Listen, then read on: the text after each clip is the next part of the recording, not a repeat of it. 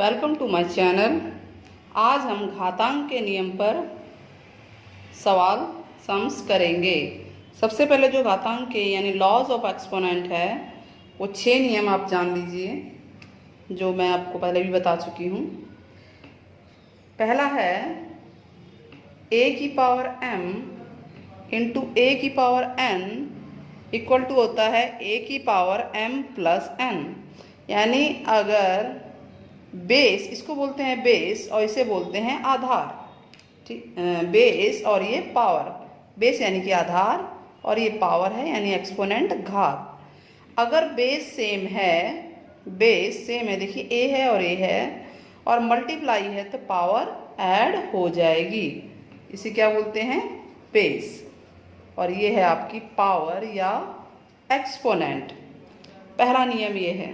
तो इस तरह से अगर कितनी भी रकम मल्टीप्लाई में है और सेम बेस है तो वो पावर ऐड हो जाएगी। सेकंड है a की पावर m और उसकी भी पावर n। तो पावर पे पावर, जितनी भी पावर होंगी वो सारी पावर एक साथ मल्टीप्लाई हो जाती हैं। यानी अगर इसके ऊपर भी पावर होती तो वो तीनों पावर, चारों पावर, जितने भी पावर हो सब मल्टीप्लाई हो जाती। थर्ड है a की पावर m अपॉन a की पावर n डिवाइड में, भाग में, अगर बेस सेम है, बेस है a है और a है तो पावर माइनस हो जाती है। चौथा a की पावर m इंटू b की पावर m। बेस सेम नहीं है लेकिन पावर सेम है तो बेस मल्टीप्लाई हो जाते हैं और उनकी पावर 1 बन जाती है। ठीक। पांचवा a की पावर 0, किसी भी संख्या आपके पास जो भी है उसकी पावर 0 1 होती है अनंत को छोड़कर। 6, अगर किसी संख्या की पावर माइनस में है, घात माइनस में है, तो उसको प्लस में करने के लिए, धनात्मक यानी पॉजिटिव करने के लिए वो 1/a हो जाता है। तो ये 6 आपके नियम हैं जिसके ऊपर हम सम्स करने जा रहे हैं। डिफरेंट टाइप्स के सम्स, इजी, हार्ड, सब मेरे चैनल पर आप बने रहिए। तो फर्स्ट क्वेश्चन हम इजी सा ले लेते हैं कोई भी, कि मान लीजिए 2 की पावर 3/2 है और 2 की पावर 1/5 है। तो हम देख रहे हैं कि बेस सेम है और मल्टीप्लाई है। डॉट का मतलब होता है यहाँ पे मल्टीप्लाई। तो बेस सेम है और मल्टीप्लाई है तो कौन सा नियम लग रहा है? लॉ a की m इंटू a की n, वो होता है a की m प्लस n। ये आपका लॉ अप्लाई हो रहा है। यानी सीधी सी बात है, पावर को आपको ऐड कर देना है। तो 2 की पावर 3/2 प्लस 1/5, ये आ जाएगा 2 की पावर, एलसीएम लीजिए, 5 2 जा 10, डायरेक्ट कर सकते हैं आप, 15 प्लस 2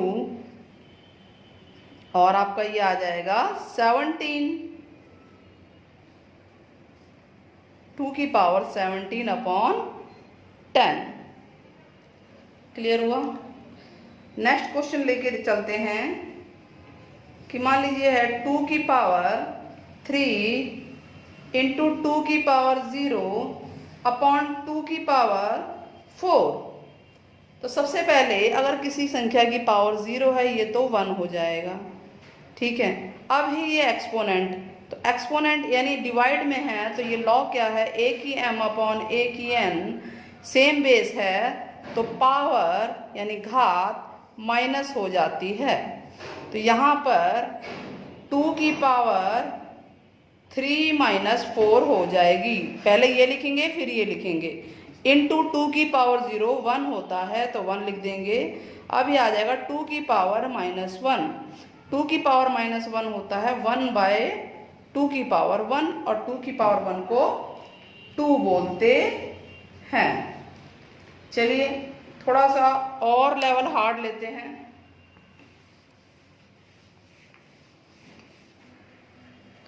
नेक्स्ट क्वेश्चन है √x की पावर -3 और पूरे की पावर 5। अब यहाँ पर आपके पावर पे पावर का रूल लग रहा है, यानी जो a की m उसकी पावर n थी तो होगा a की पावर mn। ये रूल अप्लाई हो रहा था। तो सबसे पहले x की पावर -3 है, इस रूट को हम बोलते हैं 1/2, पावर के रूप में बदल दिया, और पूरे की पावर 5 है। तो सीधी सी बात है, जितने भी पावर हैं उसको डायरेक्ट मल्टीप्लाई कर दीजिए, यानी -3 गुणा 1/2 गुणा 5। तो क्या आ गया आपका x की पावर 5 3 जा 15, 5 3 15/2। और अगर आपको इसको पॉजिटिव में करना है तो ये 1/x की पावर 15/2 हो जाएगा। ठीक है, नेक्स्ट क्वेश्चन ये है आपके सामने। अब आप ये देख रहे हैं कि ये 5th रूट है, ये यहाँ 5 लिखा है, ये स्क्वायर रूट नहीं है, वर्गमूल नहीं, ये 5वां रूट है। यानी ये 243, x की 10, y की 5, z की 10, पूरे की पावर 1/5 इसे लिखेंगे। क्या लिखेंगे? 1/5। यानी ये 1/5 इसकी भी पावर है, इसकी भी पावर है, y की भी पावर है और z की भी पावर है। यानी 243 की पावर 1/5, x की पावर 10 है इंटू 1/5, y की पावर 5 इंटू 1/5, फिर है z की पावर, ये सब मल्टीप्लाई में है, 10 इंटू 1/5। ये 1/5 सबकी पावर है। यहाँ ये कट गया, 2 आ गया, कट के 1 आ गया, यहाँ पे कट के 2 आ गया, बचा 243। तो 243 का आप फैक्टर करेंगे, प्राइम फैक्टर अभाज्य गुणनखंड। तो 3 से जा रहा है, ये देखिए 4 3 7 और 2 9, 9 3 से भाग होता है, तो ये पूरी संख्या 3 से भाग होगी। अंकों का योग अगर 9 से भाग होता है तो पूरी संख्या 3 से भाग होगी। अंकों का योग अगर 3 से भाग होता है तो 3 अट्ठे 24, 3 एकम 3। अब ये फिर 3 से जाएगा, 3 दूनी 6, 3 सत्ते 3 निम और 3 तिया। तो आपके पास देखेंगे 1 2 3 4 5 बार 3 है, यानी ये हो गया 3 की पावर 5, 3 5 टाइम है, और इंटू 1/5 भी है। अब यहाँ क्या बचा? x की पावर 2, y की पावर 1 और z की पावर 2। कट गया, इससे 3 की पावर 1 बचा, तो 3 की पावर 1 3 होता है, 3x² y और z²। आंसर आ गया आपका। ठीक है, क्लियर हुआ? चलिए कुछ और लेते हैं, और क्वेश्चंस भी लेते हैं। तो आपको ये समझ में आ रहे होंगे। अब मान लीजिए सॉल्व करने का कोई क्वेश्चन है, 5वां क्वेश्चन, 25 की पावर 3/2, इस तरह से पेपर में आते हैं। और ये जो अभी पेपर होने वाले कंपार्टमेंट वाले बच्चों के, उनके लिए भी बहुत बेनिफिशियल है, ये जरूर देखना ये सारा। 16 की पावर 5/4 इंटू 27 की पावर 4/3। सबके प्राइम फैक्टर करेंगे, आप देखेंगे 25 के फैक्टर क्या होते हैं? 5 और 5, यानी यह आ गया आपका 5 की पावर 2, और साथ में ये पावर भी है 3/2। मल्टीप्लाई, ठीक वैसे ही 81 अभी हमने किया भी था, 81 3 से आएगा, इसके 3 फैक्टर आ रहे हैं, 3 3 वाले। कितने फैक्टर हो गए? 4 हो गए, 1 2 3 4। यानी 81 को आप लिख सकते हैं 3 की पावर 4 गुणा 3/4। ठीक वैसे 16 को लिख सकते हैं 2 की पावर 4 गुणा 5/4। 27 को 3 की पावर 3 गुणा 4/3। अब ये इससे कट गया, ये इससे कट गया, ये ऊपर नीचे हैं, कट रहे हैं मल्टीप्लाई में, डिवाइड में ऊपर नीचे जा रहे हैं। तो 5 की पावर 3 बचा, यहाँ 3 की पावर 3 बचा, यहाँ 2 की पावर 5 है, और यहाँ पे 3 की पावर 4 है। तो जो 3 की पावर 3 है, इसका मतलब ये 3 बार 3 है, यही मतलब है ना। 3 की पावर 4 है, वो 4 बार 3 है। तो आप ये देखेंगे कि 3 बार 3 तो कट गया, बचा क्या? ऊपर बचा 125, नीचे कितना है? 2 की पावर 5, यानी 2 को 5 बार गुणा किया गया, 2 दूनी 4 दूनी 8 दूनी 16 दूनी 32, और 32 को आप 3 से गुणा कर देंगे तो कितना आएगा? 32 को कीजिए आप 3 से मल्टीप्लाई, 3 दूनी 6 3 3 9, तो आपका ये आंसर आ गया 125/96, 125/96। तो इस तरह से क्वेश्चन भी सॉल्व करने के लिए आ सकते हैं। तो आपको प्राइम फैक्टर गुणनखंड करते हुए सॉल्व करना है। चलिए एक और क्वेश्चन करते हैं। क्वेश्चन अगला कौन सा है? 6 यही है ना, या क्वेश्चन लिख देते हैं। √2/5 की पावर 4 डिवाइड बाय √2/5 की पावर 10। आप ये देखिए दोनों के बेस सेम है, बेस यानी आधार, आधार यहाँ पे 2√2/5 है, यहाँ भी वही है, बेस सेम है, डिवाइड है, तो डिवाइड वाला नियम लगेगा कि पावर माइनस हो जाती है, यानी √2/5 की पावर 4 - 10 हो गई, यह आ गया √2/5 की पावर -6। अब अगर माइनस को पावर प्लस करना है, घात को प्लस करना है, तो ये 1 के नीचे चला जाएगा, या ये बोल लें कि ये उल्टा हो जाएगा सीधे, 5/√2 की पावर 6।